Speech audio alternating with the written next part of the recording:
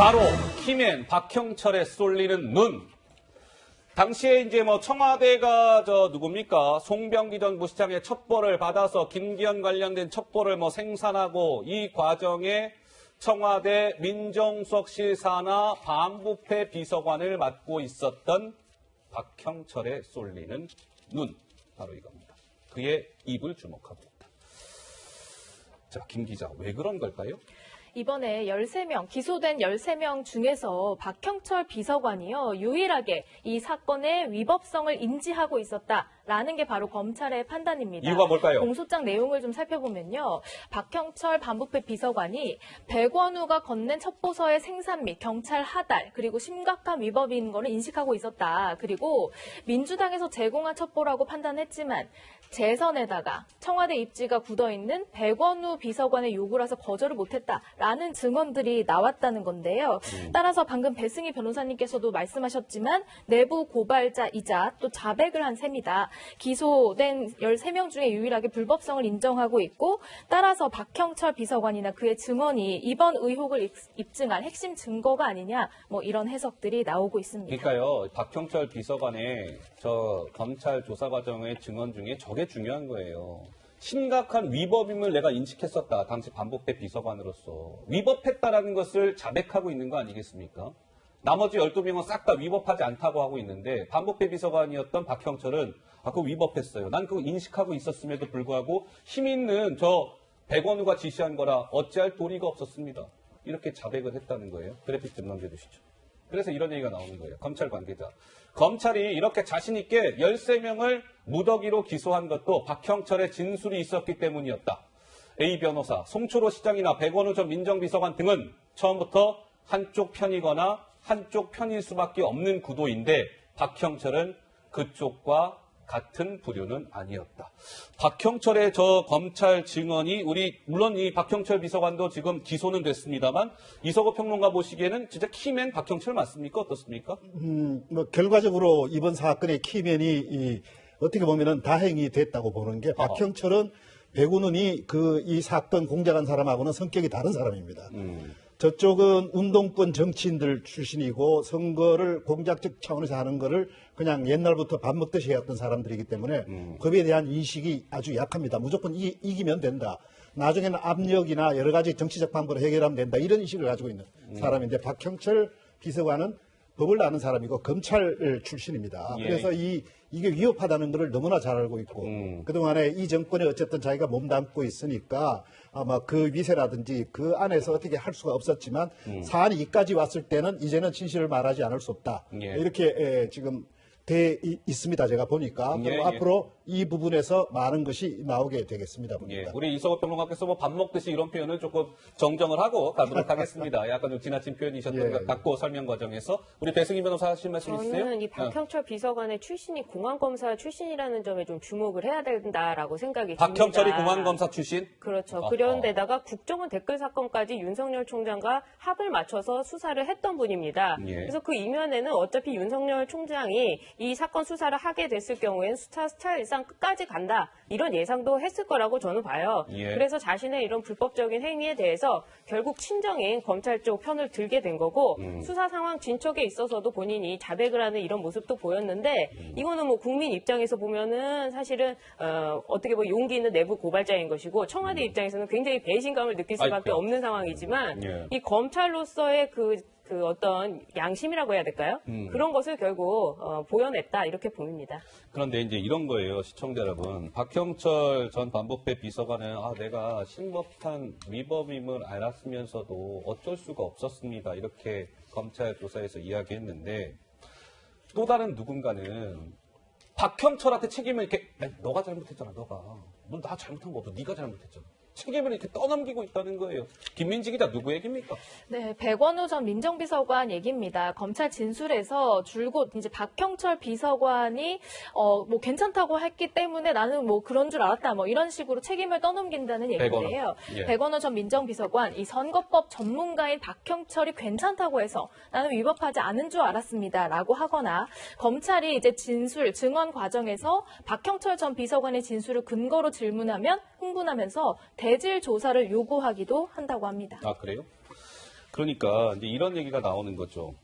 이 법조계에서는 그 백원우 전 민정비서관이 박형철을 물고 들어가면 윤석열 총장이 박형철과의 인연 때문에 난처해질 것이라 본 것 같다. 이런 해석이 나오는데 윤석열과 박형철 이 두 사람이 어떤 관계인지 시청자 여러분들 다들 알고 계시죠? 예. 박근혜 정부에서 국정원 댓글 사건 특별수사팀을 이끌었던 사람이 윤석열 검찰총장, 당시의 수사팀장이 윤석열, 바로 밑에 윤석열 밑에 있었던 부팀장이 박형철이었습니다. 그러니까 이 호여모제 사이예요. 박형철 비서관은 윤 총장을 사사해서 아이 성열이 형, 형 이렇게 부르는 사이라는 거예요.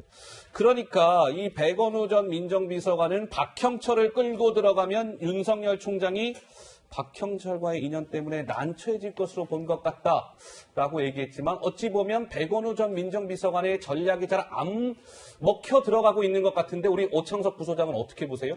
일단 그러니까 더 수사를 정확하게 해야 된다라고 생각을 하고 윤석열 총장이 사람에게 충성하지 않는다고 했으니까 백원우 비서관이랑 친하다고 해서 봐주거나 그러진 않겠죠. 백원우 비서관, 박형철 비서관이랑. 박형철 비서관이 잘못이 있으면은 윤석열 총장 같은 경우는 검찰총장으로서 명확하게 수사를 할 거라 보고 지금 박형철 비서관의 공소장 내용과 백원우 비서관의 그 진술 내용이 다르기 때문에 저는 백원우 비서관이 요구한 것처럼 대질신문해서 명명백백하게 밝혀서 국민들한테 내놓는 것이 윤석열 검찰총장의 임무라고 저는 생각합니다. 그러니까 윤석열 총장이 읍참마속을 했다라는 관측도 이 평가도 나왔잖아요. 예를 들면 박형철만 봐줬어 봐요. 아유 박형철 친하다고 봐주고 나머지 다 기소하고 이거 그런 비판이 있었을 텐데 박형철 반부패 비서관도 13명 기소자 명단 가운데 한 명입니다. 기소한 거예요. 그러니까 윤석열이 읍참마속에 결단을 했다. 이런 평가도 나온 바 있었죠. 자 어찌됐건 김 기자 오늘 변호사, 많이도 모였네요. 한 500명 가까운 변호사들이 뭘 외쳤다고요? 네, 문재인 대통령이 이 선거 개입 사건과 관련해서 좀 의혹을 규명해야 한다 이렇게 한 목소리를 냈습니다. 오늘 그중에 일부가 475명의 명의로 보수 성향 변호사 단체인 한반도 인권과 통일을 위한 변호사 모임 이 사람들이 시국 선언을 했습니다. 오늘 국회 정론관에서 기자회견을 하고 있는 모양인데요. 앞에 들고 나와 있는 현수막의 문구가 이겁니다. 뭡니까? 문재인 대통령의 울산시장 선거 개입 의혹은 규명되어야 한다라는 점들을 주장하고 나섰습니다. 자, 최근 검찰에 또 사직을 한 뒤에 새로운 보수당에 입당한 김웅 전 검사가 있죠. 오늘도 한마디 했습니다. 들어보시죠. 최근에 공개된 울산 선거 개입 사건 공소장을 보면 한마디로 끔찍한 민주주의의 살해 현장입니다. 저는 검찰에 한 20년 있으면서 이 정도의 사건은 본 적이 없습니다. 이건 울산에서의 부정선거라는 것은 이 관건선거의 인상 실험이자 베타판에 불과한 것이라고 생각합니다. 진짜 관건 개입 선거의 본방송은 4월 총선이 되지 않을까 조심스럽게 걱정을 하는 편입니다. 새로운 보수당 법치 바로 세우기 특별위원회는 이를 위해서 선봉해서겠습니다. 감사합니다. 네, 김웅 전 검사가 새로운 보수당에 직책을 하나 맡았군요. 그러고 보니까 새로운 보수당이 법치 바로 세우기 특별위원회를 구성한 모양입니다. 이제 거기에 위원장을 오늘 김웅 전 검사가 맡은 것이죠. 자, 그런데 추미애 법무부 장관의 설 자리가 점점 더 그 입지가 좁아지고 있다 이런 얘기가 나옵니다. 왜 그럴까요? 아군들도 추미애 장관의 등을 하나 둘씩 지금 돌리고 있는 거 아닙니까? 이런 해석이 나오고 있기 때문인데요. 어떻게 보면 범여권이죠. 심상정 정의당 대표 오늘 아침 회의 때 이렇게 얘기했습니다. 독단적인 공소장 비공개 방침을 계속 유지하세요? No. 빨리 이거 방침 철회하세요. 없었던 일로 빨리 하세요. 철회하세요. 홍세화 전 진보신당 대표 어제 소셜미디어에 문재인 대통령은 이 공소장 비공개와 관련해서 해명이든 성명이든 입장을 밝힐 의무가 있어 보이는데요. 우리 이서구 평론가의 지금 최근의 흐름 어떻게 보세요? 지금 심상정 대표한테는 조금 미안한 이야기를 하겠는데 예. 이제 뭐 챙길 거 다 챙겼으니까 허허. 비례정당 그것도 관철됐고 챙길 거 다 챙겼으니까 이제 우리도 선거 당선되려면 이제는 좀 바른 말로 가야 되겠다 이렇게 된 것 같습니다. 예. 그러나 그 중대한 이런 여러 가지 이 불공정을 오히려 정의당이 보인 점에 대해서는 아마 이제 이번 선거에서도 상당한 국민들의 아마 보고 있으리라 생각이 들 것이고 예, 예. 추미애 장관은 좀 뭐 과거에 박근혜 대통령 당시에 검찰 공소장 뭐 이야기를 한 적이 있습니다. 뭐 보셨는지 안 보셨는지 뭐 그러고 뭐 여기에 공소장에 뭐가 돼 있다 뭐라는 거를 이야기를 했는데 그 본인이 그런 이야기를 해놓고 그 탄핵까지 시켜놓고 지금 와서 본인은 반대 이야기를 한다. 거기에 대해서 해명을 국민 앞에서 추미애 장관은 하셔야 됩니다. 아하. 만약에 제대로 해명을 못하면 추미애 장관이나 지금 정치인들이 마찬가지로 무슨 정인이 공정인이 외치는 거는 정의 공정이 아니라 저 특권 내가 뺏어가겠다, 내가 기득권 누리겠다라고 하는 것밖에 안 된다. 이런 점을 전 추미애 장관한테 이야기하고 싶습니다. 우리 이석호 평론가께서 말씀을 마침 주셨는데 이런 거 아니겠습니까? 추미애 장관이 당시 아마 더불어민주당 대표 시절이었을 텐데 그때 박근혜 공소장을 가지고 많이 막 그 당시에 박근혜 정부를 공격을 했잖아요. 아니 공소장 한번 보세요. 이런 내용 담겨 있는데 이게 뭡니까? 네, 이른바 당시에 추 대표가 재미 볼 거 재미 다 보고 이제 와서 비공개 결정을 내린 것은 선뜻 이해가 안 된다 이런 것인데 우리 김 기자 좀 영상은 김 기자가 좀 찾아봤다고요? 그렇습니다. 사실 야당, 민주당 대표 시절부터 야당 의원 시절까지 쭉 이렇게 국회에 제출된 공소장을 활용해서 상대편을 좀 비판하는 데 활용했던 그 모습은 어디 가고 지금은 공소장에 대해서 비공개 결정을 하고 또 전문 대신 요지만 제출하고 이런 모습을 보이는 것에 대해서 좀 부적절하다 이런 비판들이 나오고 있는 건데요. 과거 영상들을 좀 보고 오시죠.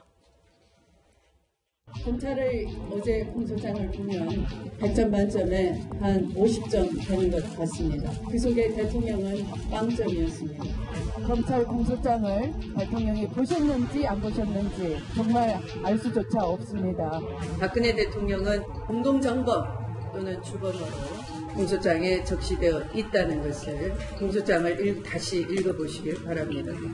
사관을 통해서 간접 답변을 하셨는데요. 그것이 진심이시라면 자료 제출을 거부하지 마시고 주시기 바랍니다. 이 국감 끝날 때까지 3번씩 연기를 하면서 자료를 거부하고 있는데요. 주실 수 있겠습니까? 초안이라도 지금 되는 대로 네, 주시기 바랍니다. 네.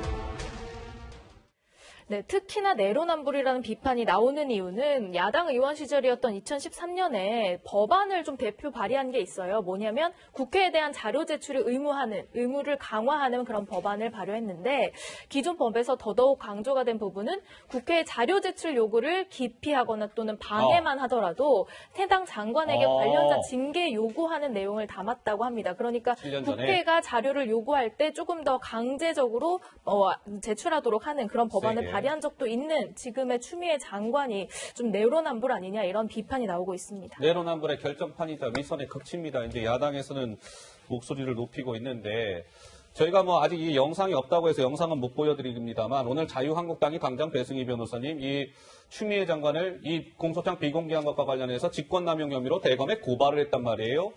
이 공소장 비공개 여진 후폭풍은 며칠이 지난 오늘 월요일도 계속되고 있는 것 같습니다.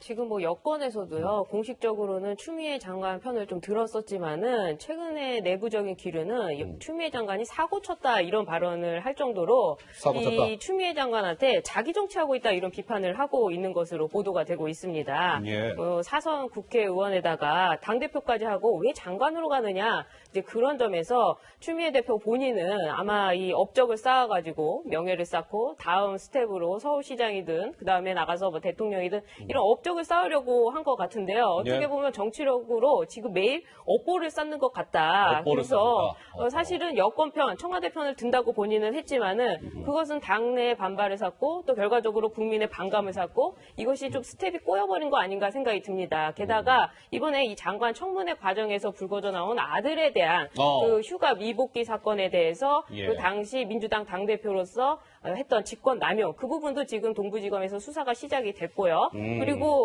인사 학살로 인해서 벌써 직권 남용으로 한번 고발이 돼가지고 고발 당한 상황이죠. 예, 그것도 지금 수사가 진행되고 있고 그 다음에 오늘 또 다시 이 공소장 비공개로 고발이 맞아요. 한 번 더 됐습니다. 박윤선 그래서 의원이 했다고 해요. 본인은 업적을 쌓으려고 이 장관 자리까지 사실 당대표에서 내려가기가 쉽지 않잖아요. 예, 그렇게 갔음에도 불구하고 조금 스텝이 꼬인 거 아닌가 생각이 듭니다. 알겠습니다. 자, 추미애 장관 얘기까지 해봤습니다.